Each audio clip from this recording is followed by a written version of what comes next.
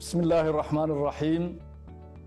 وزارة waxbarashada hidaha iyo tacliinta sare waxaa farxad u ah in dadweynaha Soomaaliyeed ay la socodsiiso in la qaban doono shirweynaha qaran ee waxbarashada Soomaaliya. shirweynaha oo la qaban doono inta u dhaxaysa 13 ilaa 17 Maarso 2023 waxaa lagu soo bandhigi doonaa daraasado, doodo iyo aqoon isweydaarsiyo lagu falanqayn doono xaaladda waxbarashada ee dalkeena iyo mustaqbalka aan higsanayno.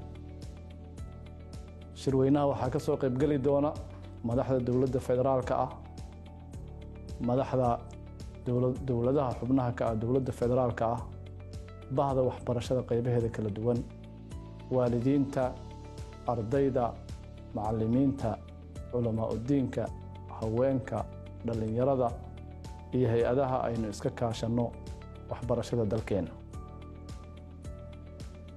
ujeedooyinka waaweyn ee shirku waxaa weeye kow, dejinta aragti waxbarasho oo lagu midaysan yahay kuna sargo'an baahida iyo danta ummadda Soomaaliyeed.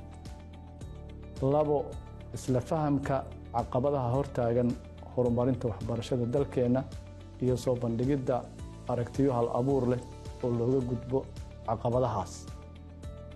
saddex, hindisidda aragtiyo lagu baahin karo waxbarashada dalkeena si ay fursad u helaan inta aanan waxbarashada fursadda hadda u haysan ama ay dhaaftay fursaddii ay wax ku baran lahaayeen. in la soo bandhigo hanaanka ugu habboon ee lagu horumarin karo ama lagu samayn karo nidaam lagu maamulo waxbarashada dalkeena. taas waa qodobka afraad. iyo qodobka shanaad oo ah in la isla garto ama la dejiyo hanaan isku tashi oo lagu maalgeliyo waxbarashada dalkeena. waxaan u rajaynayaa bilowga shirka iyo dhammaadkiisaba inuu guul ku dhammaado ayna ka soo baxaan miro loo aayo oo wax ka beddesha xaaladda mustaqbalkeena iyo mustaqbalka carruurteena.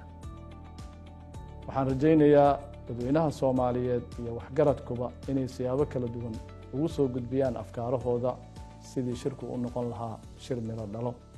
wassalaamu calaykum waraxmatullaahi wabarakaatu.